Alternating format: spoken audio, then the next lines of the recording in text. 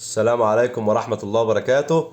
ازيكم عاملين ايه؟ يا رب تكونوا بخير وكل سنة وحضراتكم طيبين. اخوكم عبدو بيبو من قناة عالم الدش. طبعا فيديو النهاردة مش هنتكلم عنه في مجال الدش خالص. فيديو النهاردة معمول علشان شركة وي. في مشكلة حصلت مع شركة وي. انا عميل من شركة وي، يعني مشترك مع خدمة وي بقالي اكتر من 5 6 سنين. والصراحة الشركة كويسة، مفيش فيها اي مشكلة على مدار ال5 6 سنين اللي انا مشترك فيهم مع خدمة وي. بس حصل معايا مشكلة اليومين اللي فاتوا دول، وطبعا ما وصلناش لحل لحد النهاردة. المشكلة دي انا الباقة بتاعتي خلصت يوم 26 اللي فات. رحت انا على باقة ال 250 جيجا، بدفع 250 جنيه واشحن واجدد باقة ال 250 جيجا.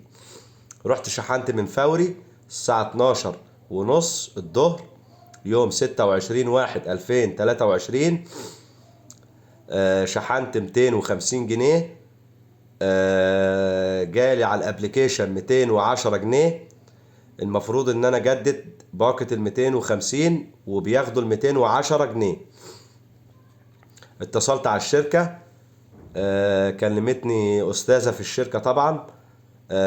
قالت لي طلباتك. قلت لها انا كنت عايز اجدد الشركة، عايز اجدد قصدي الباقة بتاعت النت. قالت لي طيب ثواني هجددها لحضرتك. المهم هي جددت لي الباقة وقلت لها شكرا. قالت لي تحت امرك يا فندم، وقفلنا على كده.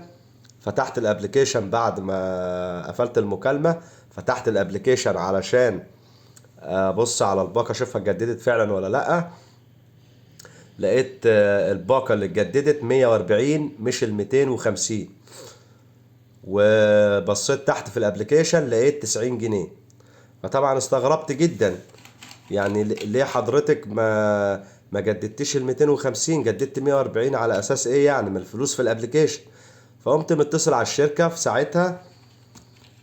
وقلت لهم دلوقتي اللي جددت لي الباقة جددتها لي غلط، جددت لي 140 مكان ال 250، وانا معايا 90 جنيه في الابليكيشن. قالوا لي بالفعل ال 90 جنيه موجودين في الابليكيشن، احنا هنسحبهم وهنبعت لو هنجدد لحضرتك باقة ال 250 جيجا، هترجع لحضرتك تاني ما تقلقش. قلت لهم خلاص مفيش مشكلة. طب هتتعمل امتى؟ قالوا لي في خلال 30 دقيقة من دلوقتي، يعني في خلال نص ساعة. قلت له خلاص ماشي شكرا لحضرتك، وقفلت معاه على كده. طبعا فوجئت طبعا بعد نص ساعة ان مفيش حاجة حصلت، كل حاجة زي ما هي. استنيت ساعتين لحد الساعة 3 العصر برضو كل حاجة زي ما هي. فطبعا قلت بقى ايه، انا كده كده قعدت لحد الساعة 5 كده تقريبا بفتح الابليكيشن بالصدفة. لقيت ال 140 برضو زي ما هما، وال 90 جنيه اللي كانوا معايا في الابليكيشن لقيتهم 28 جنيه و80 قرش بالظبط. يعني في 62 جنيه وريال اتسحبوا من الابليكيشن. فقمت متصل على الشركة في ساعتها، يا جماعة انا المفروض يجي لي 250 جيجا، ما جاليش غير 140 بس، وكان معايا 90 جنيه في الابليكيشن، ما بقاش معايا الا 28 جنيه بس. ال 62 جنيه اللي اتسحبوا دول راحوا فين؟ قال لي خليك معايا حضرتك على الانتظار لمدة دقيقتين وهنرجع لحضرتك. انتظرت الدقيقتين، رجع لي وقال لي والله احنا مش ظاهر عندنا حاجة على السيستم، الفلوس دي راحت فين؟ فطبعا انا قلت له طب والحل؟ قال لي هنعمل لك طلب وفي خلال 72 ساعة هنكون عرفنا الفلوس دي راحت فين واتسحبت ازاي من الابليكيشن. قلت له خلاص مفيش مشكلة. طب والباقة؟ قال لي هنرجع بس الفلوس الاول وبعد كده نحل لك مشكلة الباقة، ما تقلقش خالص. قلت له لا خلاص تمام ماشي، وقفلت معاه على كده. طبعا 72 ساعة في 72 ساعة في 72 ساعة، النهاردة طبعا كام؟ النهاردة 7/3 2023. الكلام ده كان يوم 26/1/2023. من يومين بالظبط او 3 ايام.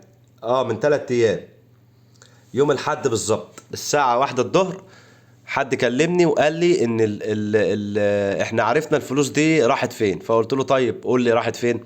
قال الفلوس دي تم تحويلها من الابليكيشن بتاع حضرتك على رقم ارضي 057 من محافظة دمياط، وانا طبعا من محافظة المنوفية. تمام كده. ده اللي هو قاله لي. قلت له اتحولت ازاي؟ انا ما حولتش فلوس. قال لي لا يا فندم، اللي ظاهر قدامي ان تم تحويل 60 جنيه من الابليكيشن بتاع حضرتك للرقم الارضي ده. قلت له طيب تمام، بس الابليكيشن ما فيهوش تحويل. قال لي الابليكيشن ما فيهوش تحويل فعلا. ومش هو لوحده اللي قال، ده كذا واحد قال لي من الشركه برضه، معايا مكالمات مسجله من الشركه برضه. قال لي ما فيش في الابليكيشن تحويل. ازاي ظاهر قدامي ان حضرتك حولت 60 جنيه للرقم الارضي؟ قلت له انت بتسالني انا؟ اسال اللي جاب كلمه تحويل دي حطها، جابها منين اصلا تحويل دي؟ مفيش اصلا حاجه اسمها تحويل في الابليكيشن نهائي. انا عايز افهم الفلوس دي راحت فين. انا ما حولتش فلوس ولا عمري حولت فلوس. وبعدين انا راجل عايز باقه ال 250. انا شاحن ب 250 جنيه عشان اجدد 250 جيجا، ولا شاحن ب 250 جنيه عشان احول بيهم على اشحن بيهم تليفونات ارضيه من محافظات تانية؟ يعني حاجه بالعقل. انت يعني حتى الكلام حتى مش منطقي. يعني انا حتى لو في محافظتي هنقول مثلا واحد قريبي كلام من دوت شحنا له ولا حاجه. فاهمين قصدي ايه؟ لكن تحويل لمحافظه دمياط، اولا انا ما اعرفش حد في دمياط خالص. ثانيا انا ما حولتش ولا جنيه من الابليكيشن. ثالثا ما فيش حاجه اسمها تحويل في الابليكيشن، وهم معترفين بكده وقالوا لي فعلا ما فيش تحويل في الابليكيشن. طيب ايه الحل يا جماعه؟ قالوا لي ان شاء الله هنخلي حد مسؤول يكلم حضرتك من المديرين او من قسم المبيعات تقريبا. المهم حد كلمني وقال لي فعلا ما فيش حاجه اسمها تحويل برضو تاني، واحنا هنحل لحضرتك المشكله دي ان شاء الله، ما تقلقش خالص. قلت له ما فيش مشكله. المهم احنا النهارده التلات 7/2/2023. المفروض ان بكره قبل الساعه 1 الظهر يكون حد من المديرين الشركه بتاعت وي اتواصل معايا علشان يرجع لي الفلوس في الابليكيشن ويحل لي المشكله اللي موجوده حاليا. ده الطبيعي. تمام كده. وعامه انا كده المشكله لو ما انحلتش انا خلاص، انا قررت ان انا هلغي الاشتراك مع خدمه وي خالص وهحول لشركه تانية. وبالفعل ده حصل. انا مضيت فعلا استماره مع شركه تانية النهارده. ولو المشكله بتاعتي ما انحلتش لحد بكره قبل 1 الظهر انا هلغي الاشتراك خالص. بس انا بطالب ان انا حقي يرجع لي، لا اكتر ولا اقل. انا مش عايز حاجه من الشركه، وحسبي الله ونعم الوكيل في اي حد ظلمني، لان مفيش حاجه اسمها تحويل من الابليكيشن نهائي. معرفش هما جابوا الكلام ده منين. والاغرب من كده بقى ان انا كلمت 155، عملت شكوى في شركه وي بالموضوع ده. الاغرب بقى ان انا 155 كلمتني اول امبارح برضو بتقول لي يا فندم احنا جالنا ما يثبت ان حضرتك حولت مبلغ لرقم 057 تبع محافظة دمياط. جالنا ما يثبت ذلك من خدمة وي. قلت لها يا فندم مفيش حاجة اسمها تحويل في الابليكيشن. قالت لي والله ده اللي جاي قدامي وانا ما دي النهاية يعني من الاخر. انا ما اقدرش اقول لك حاجة غير كده. قلت لها طيب ماشي مفيش مشكلة. امال انتوا بتحققوا ازاي يا جماعة؟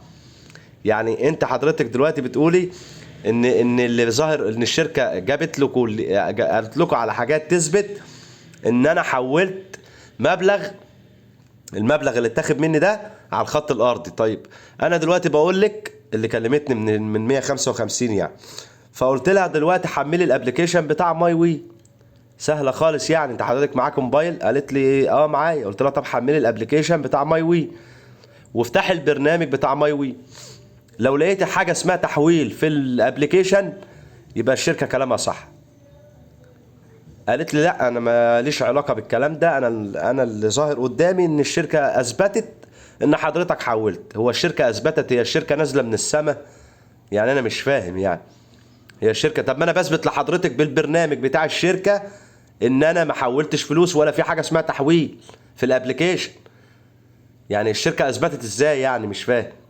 هي الشركه دي نازله من السماء مصدقه يعني؟ ما هو كلام برضو، الكلام اللي اتقال لازم يبقى مقنع.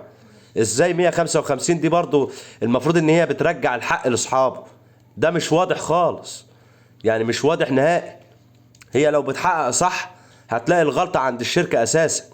وال 62 جنيه دول والله العظيم ما حولت فلوس، وادي حلفان بالله انا ما حولتش فلوس ولا بعرف احول فلوس، ولا في الابليكيشن تحويل اساسا. انا ما اعرفش هم صدقوا الشركة ازاي، الله اعلم. يعني دي مشكلة تالتة برضه. يعني المفروض ان 155 دي دي شكاوي لما بيحصل حاجة مع شركة وليك حق ولا حاجة مش عارف تاخده من الشركة، المفروض ان دي بتجيب لك حق، لا حقك يعني. بس من الطبيعي كده ان هي لا، هي ما بتجيبش حقوق ولا حاجة. من الطبيعي برضه ان هي كده بتاخد بكلام الشركة وخلاص. طب يبقى ايه لازمتها من البداية ان احنا نشتكي 155؟ ملهاش اي لازمة بقى. يبقى الشركة قالت ان حولنا نقول حاضر ونعم وخلاص حولنا. يعني انا دلوقتي لو حطيت في الابليكيشن 1000 جنيه مثلا يعني، عشان كل شهر اجدد مثلا معايا فلوس وعايز اشحن، احط 1000 جنيه في الابليكيشن وكل شهر اسحب منه، ممكن ما الاقيهمش والشركه هتقول انا حولتهم برضه. ما عادي يعني، ده الطبيعي. ده كلام مش منطقي ولا كلام يخش العقل. انا لا حولت فلوس ولا الابليكيشن فيه حاجه اسمها تحويل اصلا. فطبعا انا هنتظر برضه لحد بكره ان حد يتواصل معايا. والله حد تواصل معايا وحلل المشكله دي ورجع لي الفلوس اللي كانت في الابليكيشن، خير وبركه، امين. ما حدش رجع لي، ما حدش تواصل معايا، يبقى كتر خير شركه وي لحد كده، وبقول لهم شكرا. وانا يعتبر يعني مش عايز اقول لفظ مش كويس، انا اتاخد من الابليكيشن، فلوسي اتاخدت من الابليكيشن وليا باقه 250 ما جاليش غير 140. وطبعا مشكلتي ما انحلتش برغم انها مشكله بسيطه جدا. يعني المفروض ان كل حاجه بتتعمل في خلال الابليكيشن او في خلال الفرع تبقى مظبوطه 100%، وتبقى حاجه صح. مش كلام بقى في الهوا تحويل وكلام فاضي، مفيش كلام ده اصلا في الابليكيشن. يعني حتى لو بيقولوا كلام صح ممكن انا اقتنع بيه وانا عارف ان هو مش صح، بس ممكن اقتنع بيه، لكن هو الكلام اصلا مش صح فما حدش يقتنع بيه. تمام كده. فهي دي شكوتي في شركة وي، وانا طبعا هفسخ العقد ان شاء الله. يعني لو ما حدش تواصل معايا والمشكلة دي انحلت بكرة بأمر الله، يعني هفسخ العقد. وبصراحة انا اي حد تبعي من قرايبي يعني، انا دخلت ناس كتير في خدمة وي، اكتر من 8 او 10 من صحابي وقرايبي وكده. باذنك يا رب، باذنك يا رب، لو المشكلة دي ما انحلتش انا هخلي ال10 يحولوا. مش انا لوحدي اللي هحول، لا انا هحول لشركة تانية، وهخلي ال10 برضو يحولوا لشركات تانية عادي. لان ده برضو هيبقى سبب من الشركة، وسبب في اللي عملت لي المشكلة دي من الاول، اللي جددت لي الباقة بالغلط. هي دي اصلا اساس المشكلة من البداية، لان انا قلت لها جددي لي الباقة وهي لقت في الابليكيشن 210. المفروض تجدد الباقة ال 250. مين اللي قال لها جددي 140؟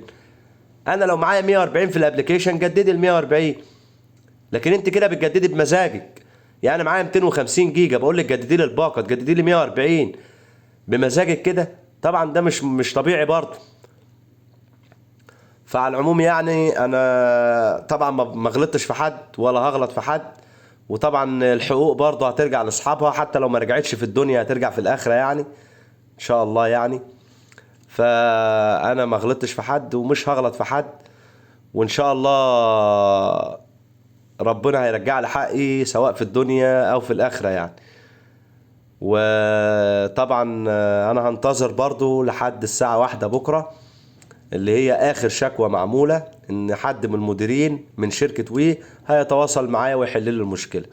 الساعه 1 بكره لو ما حدش تواصل معايا يبقى انا هخش على الابليكيشن واعمل الغاء الخدمه، وبقول لشركه وي شكرا على اللي حصل معايا، شكرا شكرا شكرا. ومعلش لو كنت طولت عليكم، وان شاء الله نشوفكم في فيديوهات جايه كتير وتكون حاجه كويسه باذن الله. والسلام عليكم ورحمه الله وبركاته.